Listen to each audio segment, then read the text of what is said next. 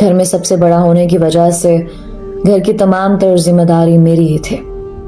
अपने छोटे बहन भाइयों के स्कूल कॉलेज की फीस से लेकर घर के बिल, राशन और यहाँ तक कि अम्मा अब्बा की दवा तक सब मेरे कंधों पर था। इसके अलावा अभी कुछ दिन पहले ही मेरी शादी हुई थी। हमारे सर पर कर्ज की एक बहुत बड़ी रकम थी।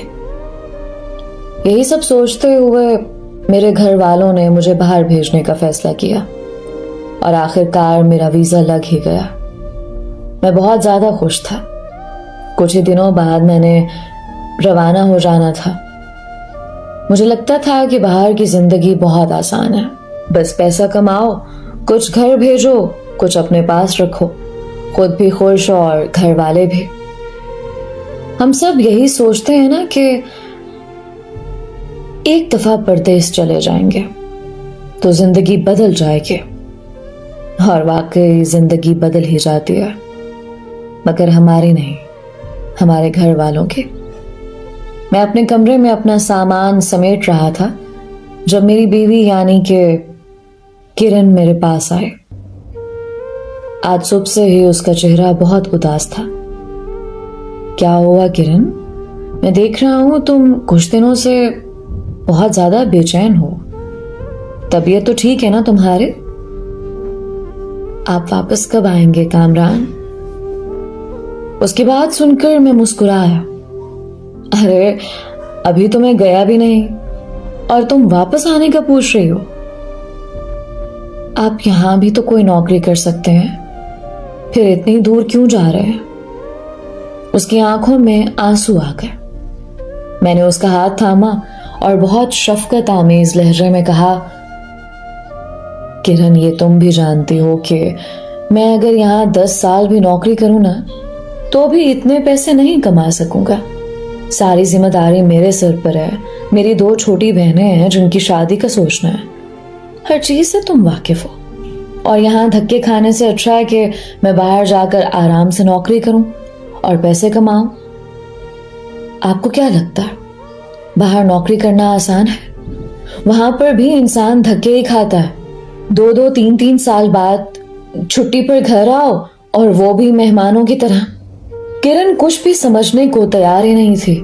देखो किरण, वहां के धक्के हर कोई खुशी खुशी खा लेता है, क्योंकि उस मुशक्कत और मेहनत का सिला रुपयों से ज्यादा मिलता है।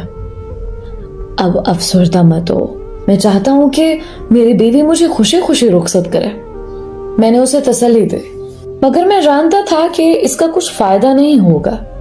सामान वगैरह बांधने के बाद मैं अपने कुछ दोस्तों से मिलने के लिए चला गया।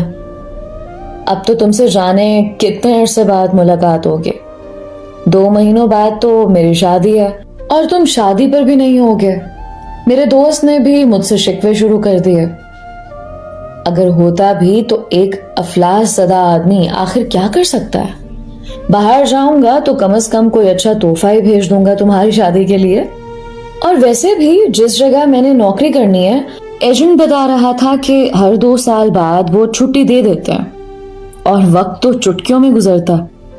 मेरी बात पर मेरा दोस्त हंसने लगा और बोला, ये तुम्हें वहां जाकर पता चलेगा जब तुम्हारा वक्त सुस्त रफ्तारी और उदासी से गुजरेगा।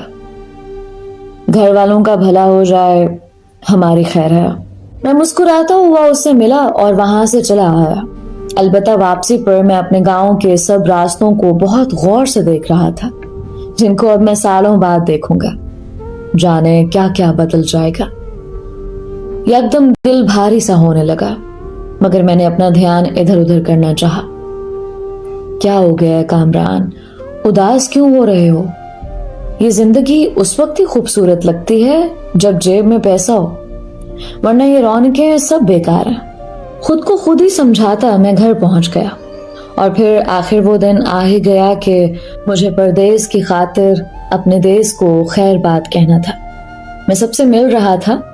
सुबह से ही हमारे घर में रिश्तेदारों का रश था। हम सब भाई को एयरपोर्ट छोड़ने जाएंगे।